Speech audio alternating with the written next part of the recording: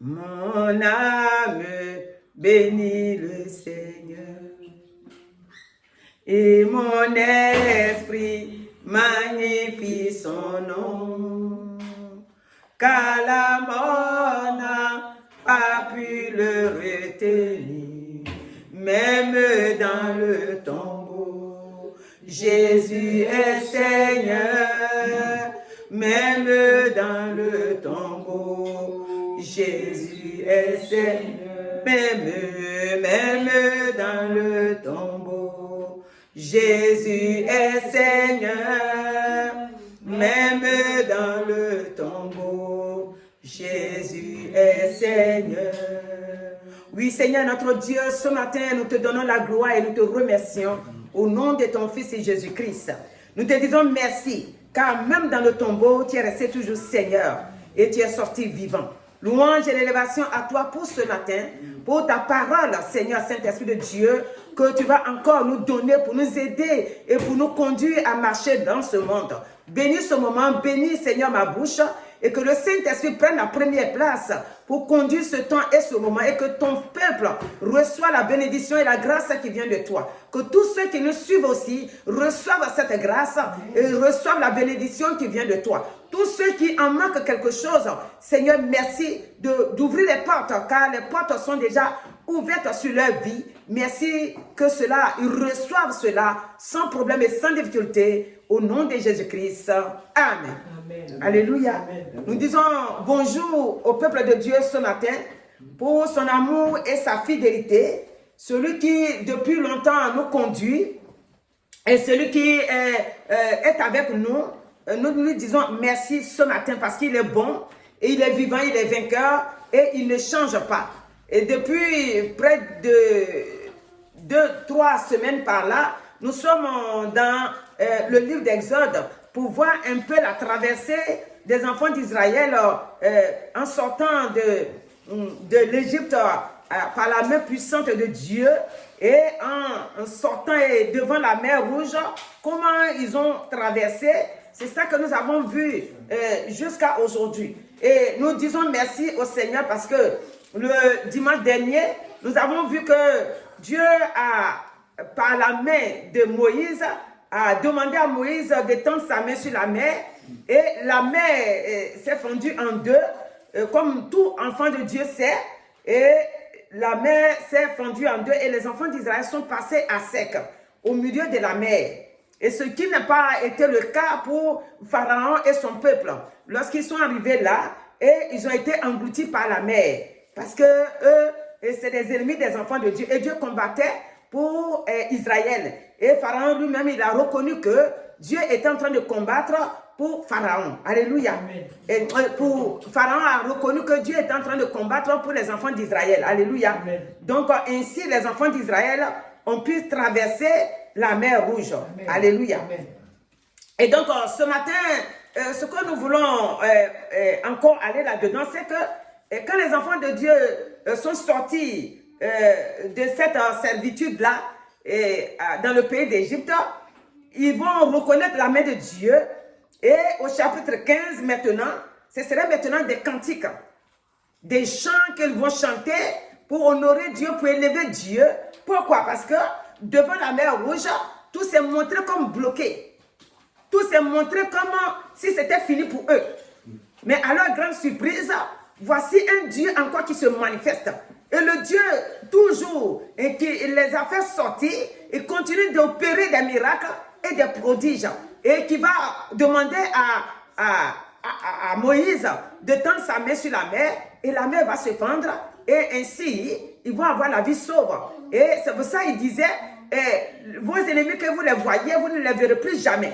Et donc, nous ce matin, ce que nous voulons aussi dire, c'est que nos ennemis sont aussi nombreux. Nos ennemis, ce n'est pas un type comme ça, on dit ça, c'est ennemi. Ennemi, c'est nombreux. Ennemi, ça peut être maladie. Donc, on peut te dire ce matin que, mon frère ou ma soeur, la maladie qui te fatigue, ou la situation que tu traverses, garde la foi parce que, et sois calme, tranquille et silencieux pour regarder Dieu, et cela en lui faisant toujours confiance. Alléluia. et tu verras qu'il viendra à ton secours et il va te délivrer. Alléluia. Et donc, ce cantique que les enfants d'Israël ont chanté à l'honneur de l'Éternel, notre Dieu, cela veut dire que c'est une reconnaissance. C'est-à-dire, si quelqu'un te fait du bien, tu vas venir vers lui, tu fais des pas, tu dis, hey, vraiment, mon frère ou ma soeur, ce que tu m'as fait là, vraiment, je suis content ou je suis contente. Et tu vas lui montrer ta joie envers la personne. Et donc, notre Dieu est élevé au-dessus de tout Dieu. Voici ce que les enfants d'Israël vont dire. Ils vont dire, alors Moïse et les enfants d'Israël chantèrent ce cantique à l'Éternel. Il dit, je chanterai à l'Éternel car il a fait éclater sa gloire. Il a précipité dans la mer le cheval et son cavalier. L'Éternel est ma force et le sujet de mes louanges. Et c'est lui qui m'a sauvé. Il est mon Dieu. Je le célébrerai. Il est le Dieu de mon Père. Je l'exalterai. L'Éternel est un vaillant guerrier. L'Éternel est son nom. Donc, c'est ainsi comme ça jusqu'à Exode 15. Tout est les paroles pour reconnaître la grandeur de Dieu, la magnificence de Dieu. On va chanter comme ça jusqu'au verset 21, où les enfants d'Israël ont vraiment béni Dieu pour ce qu'il a fait. Et nous, dans la Bible, nous voyons que toutes les personnes qui ont servi Dieu ont vu la grandeur de Dieu, et d'autres même qui ne servaient pas Dieu ont vu aussi la grandeur de Dieu. Donc nous, ce matin, qu'est-ce que nous pouvons dire? Nous pouvons dire que notre force se trouve dans la main du Seigneur, c'est-à-dire auprès de Dieu. Notre secours est dans le nom de Dieu. Et dans le nom de Dieu que nous disons, c'est-à-dire nous sommes cachés en Jésus-Christ. Donc notre secours, notre force, notre victoire, notre grâce, tout ça, ça est dans le nom de Jésus-Christ. Et c'est en ce nom-là que les enfants d'Israël ont été sauvés. Et ils ont reconnu ce Dieu-là, vivant et puissant, qui ne les a pas abandonnés dans le désert. Alléluia. Et donc, si quelqu'un il te dit, viens, que tu lui fais confiance et que tu viens, c'est-à-dire que la personne, elle sait qui elle est. C'est-à-dire qu'elle a tout ce qu'il faut pour te mettre à l'aise, pour te faire du bien. Et donc, c'est le cas de Dieu. Dieu, quand il nous appelle pour dire, venez, je suis votre Dieu, cela montre quoi? Cela montre qu'il est notre Dieu et tout pouvoir lui appartient, toute autorité lui appartient. Et en retour, il aimerait que nous, en tant qu'enfants de Dieu, nous puissions l'adorer, nous puissions l'élever, nous puissions le magnifier. Et donc, où je dis que notre force et notre sécurité se trouve en Jésus-Christ, nous allons aller dans Proverbe 18, verset 10, qui va nous dire, le nom de l'Éternel est une tour forte, le juste s'y réfugie et se trouve en sûreté. Donc, le nom, nous aujourd'hui, le nom sur lequel nous devons compter et voir la grandeur de Dieu, c'est le nom de Jésus-Christ. Ce nom-là est une tour forte pour nous. Alléluia. Ce nom-là est une tour forte pour nous. Et si nous sommes vraiment selon sa volonté dans sa main, nous allons nous réfugier en lui et lui, il viendra toujours à notre secours. Écoutez, dans Somme 124, nous allons, Somme 124, regardez ce qu'il dit. Le premier verset va nous dire, sans l'Éternel qui nous protégea, qu'il le dise, qu'Israël le dise, sans l'Éternel qui nous protégea. Quand les hommes s'élevaient contre nous, ils nous auraient engloutis tout vivant. Quand leur colère s'enflamma contre nous, alors les eaux nous auraient submergés. Les torrents auraient passé sur notre âme. Je vais sauter pour venir au dernier verset, parce qu'on a pris des versets comme ça qui montrent que sans Dieu, l'homme n'est rien. Et si Dieu a fait aussi, nous devons être reconnaissants et reconnaître que Dieu est notre protecteur et notre force et notre secours. Alléluia.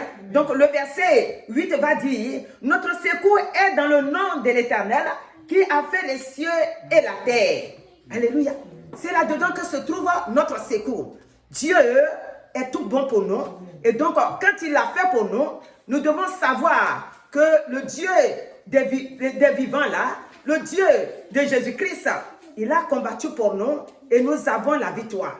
Nous devons le comprendre et nous devons l'accepter et nous devons savoir que ce Dieu-là, il combat pour nous. C'est pour cette raison que quand nous sommes dans la main de Dieu, nous devons toujours garder le silence et nous devons savoir qu'il est pour nous parce qu'il est bon. Nous allons voir une femme qui, dans la Bible aussi, toujours dans la Bible, et qui était stérile, qui n'enfantait pas, mais la Bible déclare que Dieu va lui donner un enfant.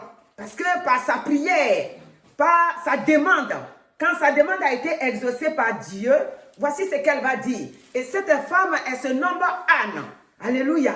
Et voici, et ce que Dieu nous demande de faire, pourquoi je lis tout ça, c'est que nous, en tant qu'enfants de Dieu aujourd'hui, si Dieu fait quelque chose pour nous, si nous avons demandé, nous avons prié et que nous sommes exaucés, nous devons prendre ces exemples-là.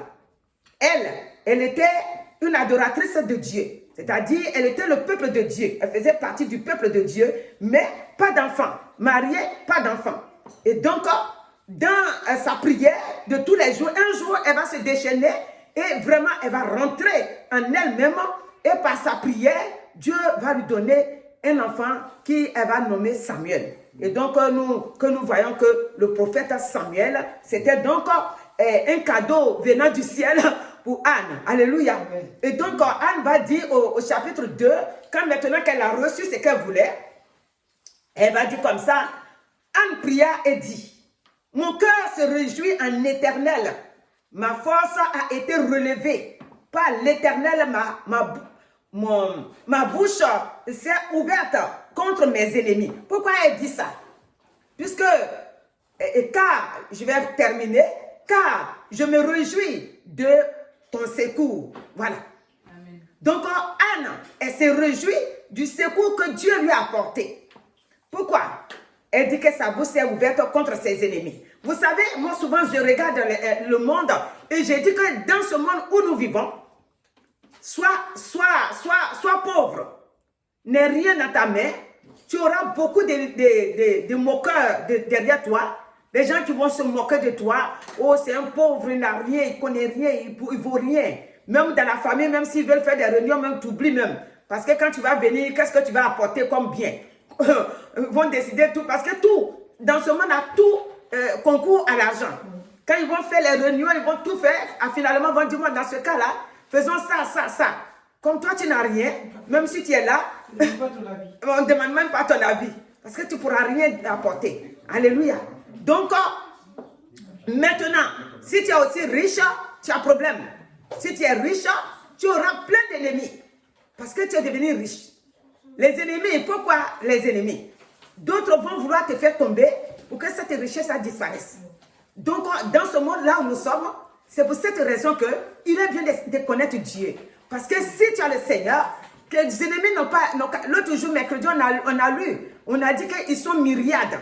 Dans Somme 3, nos ennemis sont des myriades. Mais ces myriades-là, Dieu est au-dessus d'eux.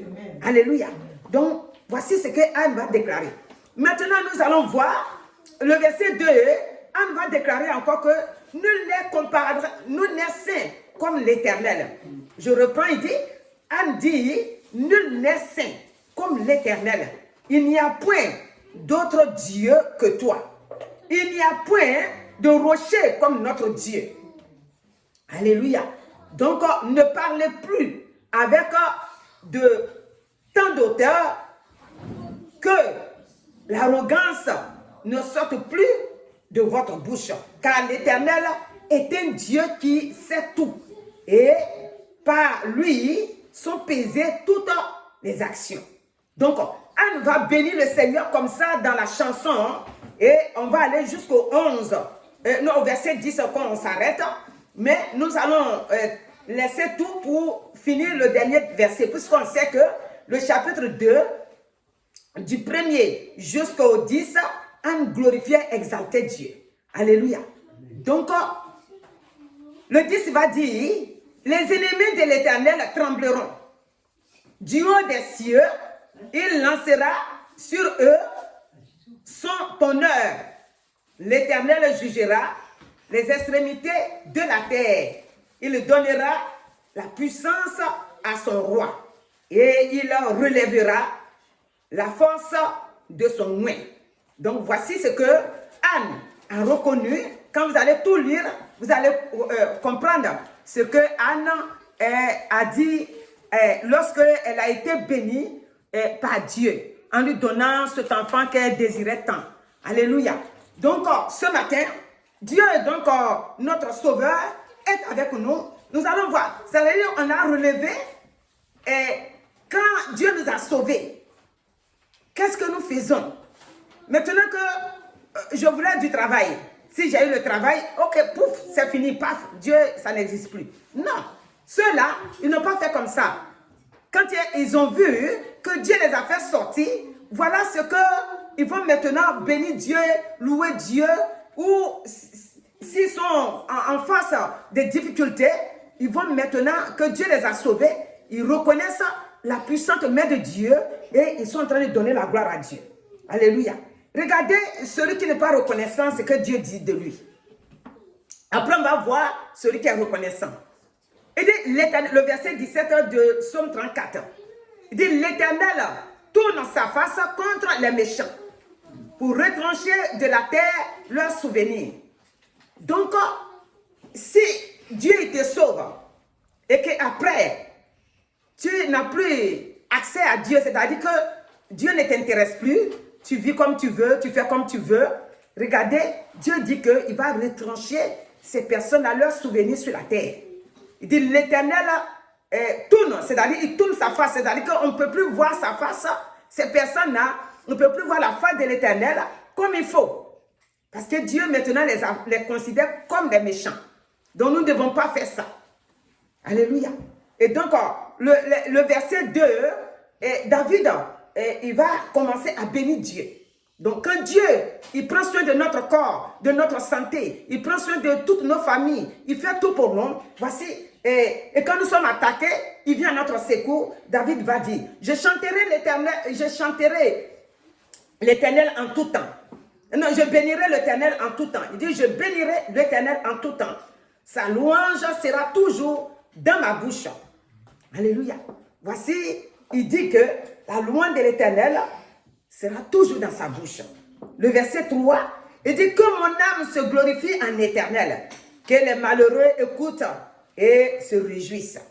Donc, voici un homme qui fait confiance à Dieu et qui voit la grandeur de Dieu et qui montre à Dieu que vraiment je suis content de ce que tu as fait pour moi. Nous allons prendre un psaume 147. Le psaume 147, le verset 7 va nous dire chantez à l'Éternel avec action de grâce. Célébrez notre Dieu avec la harpe. Alléluia. Donc, si on veut lire tout, c'est un psaume de célébration aussi, c'est-à-dire de louer Dieu, parce que le premier verset va nous dire, car il est beau de célébrer notre Dieu, car il est doux, il est bien séant de le louer. Dieu est bon quand on le loue. Personne ne peut dire, oh moi je connais Dieu, Dieu il est bon, Dieu il est comme ça, et il ne peut pas le célébrer. Dieu va dire, tu es un menteur. Si je suis ton Dieu, alors tu dois m'adorer, tu dois me célébrer, tu dois m'accepter. Alléluia, comme ton Dieu. Donc ce matin, si nous sommes pour Dieu, ce que nous devons faire, c'est ce que nous sommes dedans. En train de le célébrer, en train de le louer. Regardez, j'ai pris un homme. D'abord, j'ai pris deux hommes. Et le premier, ça va être le roi Nebuchadnezzar. Le roi Nebuchadnezzar, c'est quelqu'un qui n'avait pas le Dieu des Israélites. Il ne le connaissait pas. Voilà pourquoi il a mis le sa statue d'or là, qui voulait que les Daniel aussi l'adorent aussi. Alléluia. Quand ils ne l'ont pas adoré, voilà pourquoi ils les ont mis Daniel dans la fosse au lion et ses trois amis dans le feu ardent. Alléluia. Le verset 28, Nebuchadnezzar va reconnaître la grandeur de Dieu. Vous voyez, lui qui n'avait pas la connaissance de Dieu, maintenant, regardez ce qu'il va dire. Et nous qui sommes les enfants de Dieu alors. Il dit au verset 28, Daniel 3, 28 va dire, Nebuchadnezzar prit la parole et dit, béni soit le Dieu de Sadrach, de Meshach et d'Abednego, lequel a envoyé son ange et délivré ses serviteurs qui ont eu confiance en lui et qui ont violé l'ordre du roi et livré leur corps plutôt que de servir et d'adorer aucun autre Dieu que leur Dieu. Alléluia. Voici ce qu'il va dire. Maintenant, après, ce qui va suivre, c'est qu'il va ordonner qu'aucun homme dans son pays-là ne touche aux enfants de Dieu qui sont là-bas, comme Daniel et Sadrach, Abednego. Parce que maintenant, le verset, il va dire, voici maintenant l'ordre que je donne. Donc, il donne l'ordre à ce qu'on ne leur touche pas. Alléluia. Et il va les établir, et chacun dans son rôle. Il va les élever, comme Joseph a été élevé. Donc, vous voyez ce qui m'a touché ici, c'est qu'il a dit que les 4 amis là, ils ont violé, lui, son ordre qu'il a donné de servir la statue d'or. Parce que pourquoi? Ils ont mis leur confiance au Dieu vivant. Ils ont reconnu qui est Dieu pour eux et ils ont violé lui, son ordre qu'il a donné. Ils ont resté dans l'obéissance à Dieu pendant qu'ils voyaient la mort. Donc maintenant, il va faire confiance à ce Dieu-là maintenant. Donc ça veut dire quoi? Nous, notre façon de faire, si nous sommes pour le Seigneur, c'est notre façon de faire qui va attirer les autres vers Dieu, vers le Seigneur. Mais si Dieu a fait quelque chose pour nous, vous allez voir que ça veut dire tous ceux qui vont venir vers nous, ils seront nombreux. Maintenant, quand ils seront nombreux, qu'est-ce que nous allons faire? Ils vont venir pour nous adorer. Quand je dis nous adorer, nous, on ne peut pas nous adorer, nous sommes des hommes. Mais en tout cas, ils seront contents de nous voir parce que maintenant on est bien, parce que maintenant on est béni. Partout où tu passes, allez, go. Aujourd'hui, c'est quoi? C'est pour profiter seulement. Non. Nous devons être ces enfants-là même, que quand Dieu nous a bénis, malgré nos amis, nous devons toujours avoir des amis. Mais malgré leur présence, Dieu doit être toujours au centre. Alléluia. Et regardez Naaman. Naaman est un homme qui n'était pas aussi le peuple de Dieu. D'ailleurs, même il a combattu avec Israël. C'est lui qui a remporté. Lui et son armée. Mais Naaman, quand il va venir vers Élisée, le serviteur de Dieu, et que Dieu va passer par Élisée pour le rendre pur dans sa lèpre, regardez ce qu'il va dire. Et 2 Rois 5 à partir du verset 15. Vous savez, on ne dit pas tout, hein, on lit un bout, et quand on vous donne les passages, si vous voulez aller voir, vous pouvez aller dessus. Que Dieu vous bénisse. Donc, il va dire maintenant au verset 15, il dit, Naaman retourna vers l'homme de Dieu. Vous voyez, ça vous dit quelque chose, non? Parce que les 10 lépreux là, quand ils ont été délivrés, c'est un seul qui est revenu vers Jésus. Et ici, on nous parle que Naaman est retourné vers l'homme de Dieu avec toute sa suite. Lorsqu'il fut arrivé, il se présenta devant lui et dit, voici, je reconnais, regardez le mot qui m'a attiré, pourquoi j'ai pris. Il dit, voici, je reconnais qu'il n'y a point de Dieu sur toute la terre. Vous voyez, il n'y a point de Dieu sur toute la terre. Si ce n'est en Israël, et maintenant, accepte, je te prie, un présent de la part de ton serviteur. Il a reconnu la magnificence de Dieu, la seigneurie de Dieu, la puissance de Dieu, et il vient maintenant pour faire une action de grâce, pour remercier le Seigneur et montrer qu'il n'y a point d'autre Dieu sur la terre ici, si ce n'est le Dieu comment on appelle ça, d'Élisée. Alléluia. si ce n'est le Dieu qui est en Israël. Et donc, ce matin, qu'est-ce que Dieu, il veut de nous? Il veut que nous soyons des adorateurs. Et donc, nous trouvons cela dans Jean 4, à partir du verset 23. Jean 4, le Seigneur Jésus-Christ, quand il va croiser cette Samaritaine, et que après leur échange, quand ils sont en train d'échanger au verset 3, Jean 4, 23, regardez ce que le Seigneur va dire. Il dit, mais l'heure vient, et elle est déjà venue, où les vrais adorateurs adoreront le Père en esprit et en vérité. Et ce sont là les adorateurs que le Père demande. Alléluia. Donc les adorateurs que le Père demande, c'est les adorateurs qui reconnaissent la main de Dieu, la puissance de Dieu, l'amour de Dieu dans leur vie, ce que Dieu a fait pour eux. Ils sont collés à Dieu, ils ne veulent pas se détacher de Dieu parce qu'ils voient la grandeur de Dieu. Et donc Dieu, ce matin, il te veut comme un vrai adorateur. Il ne te veut pas comme un adorateur qui ne sait pas ce qu'il veut. Seulement quand il a des problèmes, il sait que Dieu est présent. Une fois que tout quitte, alors il s'en va devant. Parce qu'on va voir ça dans Psaume 78. Alléluia. Ici, nous allons aller maintenant dans Psaume 33. Le Psaume 33 va nous dire, on va descendre pour venir au verset 18, on ne va pas lire tout. Le verset 18, il dit, l'œil de l'Éternel est... Il dit, voici, l'œil de l'Éternel est sur ceux qui le craignent, sur ceux qui espèrent en sa bonté.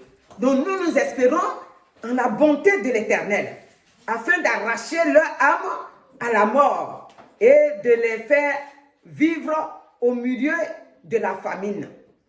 Et le verset 20 dit, notre âme espère en l'Éternel. Il est notre secours et notre bouclier, car notre cœur met en lui sa joie, car nous avons confiance en son saint nom. Alléluia.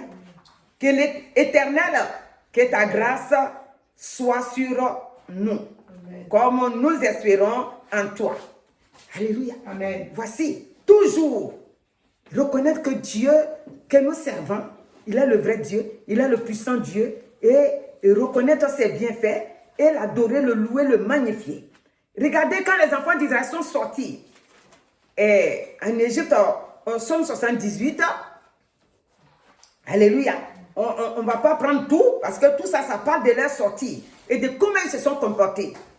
Le verset, j'ai pris le verset 18 parce que tout parle, et comme on ne va pas rester pour lire tout, donc si vous voulez, vous pouvez aller lire. Quand ils sont sortis, par moment, quand ils ont fait, ils vont se plaindre malgré ce que Dieu a fait. Vous voyez, nous les enfants de Dieu, quand on a mal à la tête, Dieu nous guérit. Parce que 2 fois, tu as mal à la tête, tu prends le Doliprane dit je ne bouge pas. Tu m'as avalé, on dit il faut avaler combien par jour même? 3 ou bien, voilà. 3 grammes. Les 3 là, tu as avalé mais tu es couché, tu ne dors pas. La tête est fait, tu dis ah. Je vais me mettre à genoux pour prier pour voir. Tu as prié net, le sommeil est venu. Le matin, quand tu te réveilles, tu n'as plus de mal.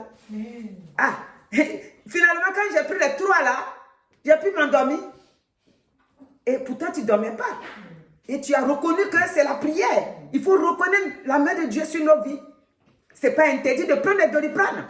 Mais, quand tu fais et que ça ne bouge pas, et que tu appelles maintenant le Seigneur au secours, alors, mon frère, ma soeur, reconnais la main de Dieu. Amen. Et même si c'est les médicaments qui t'ont guéri, reconnais toujours la main de Dieu. Parce que la main de Dieu est dans tout. Et comme le Saint-Esprit habite en nous, il rejette le mal qui vient sur nous. Lui, il rejette ça.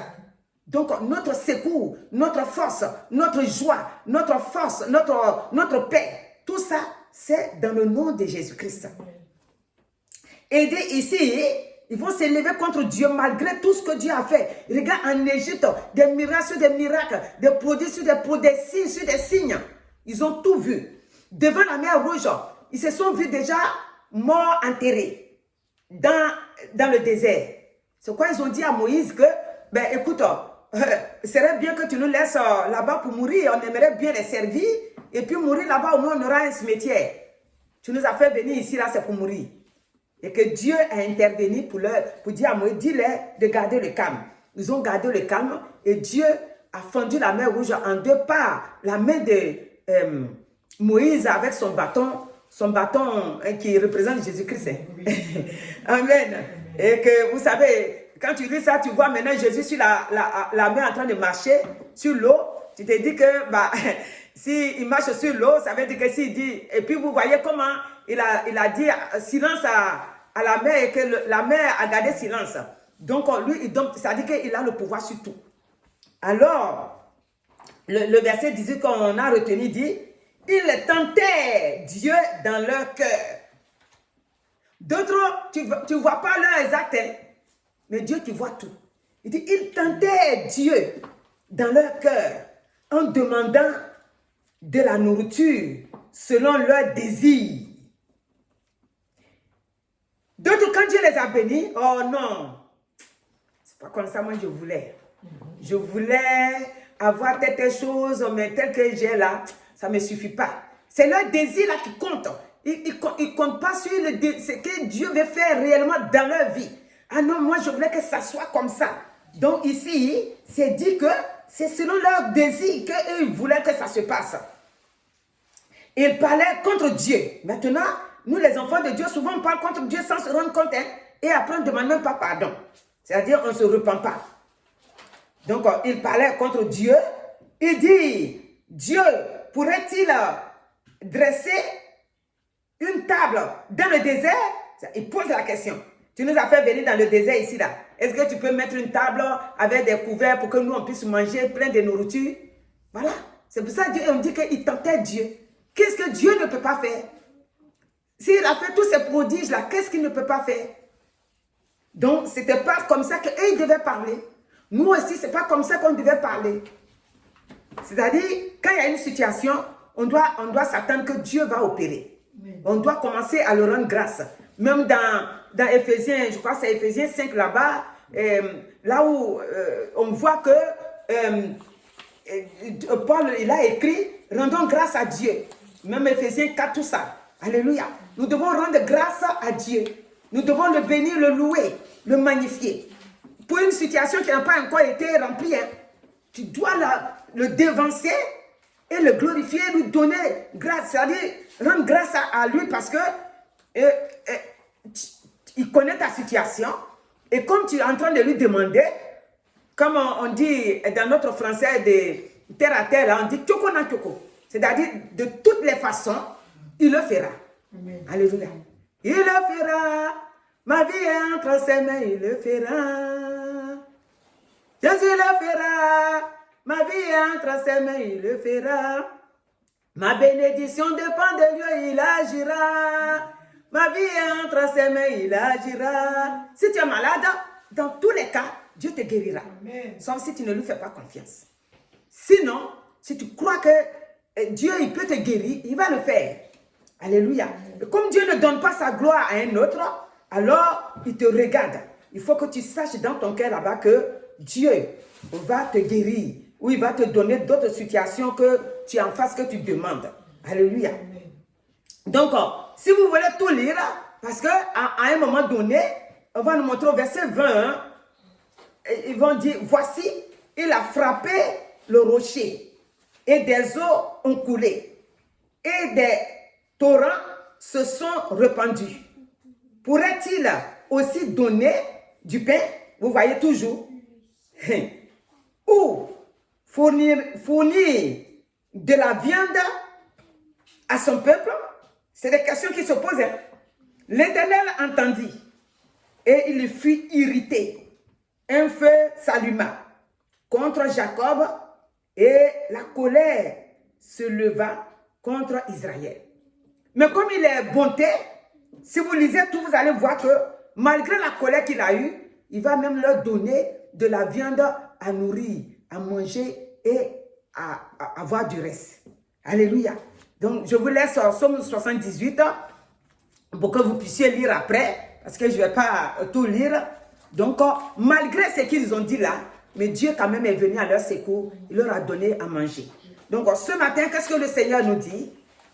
Notre secours, malgré, vous savez que les enfants d'Israël ont passé 430 ans dans l'esclavage, dans les travaux durs, dans la souffrance, dans le déshonneur qu'ils ont vécu. Et quand même, Dieu, à un temps donné, quand son temps était arrivé, il allait les faire sortir. Donc, nous aussi, c'est pareil pour nous. Nous sommes nés dans des familles où les gens ne disaient même pas le nom de Jésus-Christ.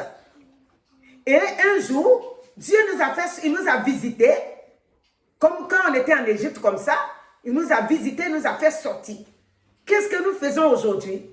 Quand nous voyons la main de Dieu sur nos vies, nous devons l'adorer, nous devons le remercier, nous devons le glorifier, parce qu'il est bon. Alléluia. Pour ce qu'il a fait pour nous. Pour ce que nous étions là-bas, dans la souffrance, et que maintenant, pourquoi je dis dans la souffrance? Quand tu es sans Dieu, ce que tu subis, quand tu es sans Dieu, les difficultés que tu traverses, quand tu es sans Dieu, les combats qui sont en permanence autour de toi, que tu ne sais même pas où te mettre. Alléluia. Dieu est Dieu. C'est pour ça, pour terminer, je vais chanter ce cantique en baoulé qui dit Olé ma bobole, yale ma vieille, olé ma bobole. Et y'a bien ma bobole, yale ma vieille, olé ma bobole. Y'a bien ma vieille, olé ma bobole, yale ma vieille, olé ma bobole. Et y'a bien ma bobole, yale ma vieille, olé ma bobole. Olé ma bobole, c'est collé ma vieille, olé ma bobole, y'a bien pris ma vieille, yo, olé ma bobole, y'a ma vieille, olé ma, Jésus-Christ ma vieille, oh yo, olé ma bobole, y'a ma vieille, olé ma bobole, ma ouais sande ma bobole, oh, y'a ma vieille, olé ma bobole. Wawe sande ma bobole, yole ma vieille o, ole ma bo. Wawe sambole ma vieille yo, ole ma bobole, yole ma vieille, ole ma bobole. Donc le Saint-Esprit n'a pas de commencement ni fin. C'est Dieu. Dieu n'a pas de commencement, c'est ce que le chant veut dire. Dieu n'a pas de commencement ni fin. Donc Dieu, il est tout en tout. Et il te bénit. C'est qu'on va se lever. Et je vais bénir le Seigneur pour vous, pour ce qu'il est, pour ce qu'il a fait, pour ce qu'il continue de faire. Et je dirais même que chacun dise merci d'abord, et puis après je prie. Éternel notre Dieu, nous sommes reconnaissants cet après-midi, enfin ce matin plutôt. Nous sommes reconnaissants pour te dire merci.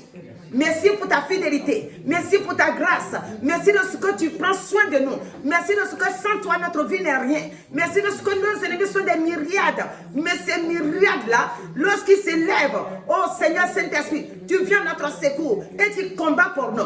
Oh glorieux Saint-Esprit. Quand la Bible déclare que nous n'avons pas à lutter contre la chair et le sang, mais contre les dominations, contre les principautés, contre les princes de sommeil, les ténèbres. C'est comme cela que nous devons combattre. Donc ce matin, nous te disons merci. Nous voulons être reconnaissants à tous tes bienfaits, à ce que tu nous as fait sortir, à ce que tu nous couvres de ton sang, à ce que ta présence est avec nous et que le Saint-Esprit lui-même est notre force pour nous conduire. Sois béni au nom de Jésus-Christ.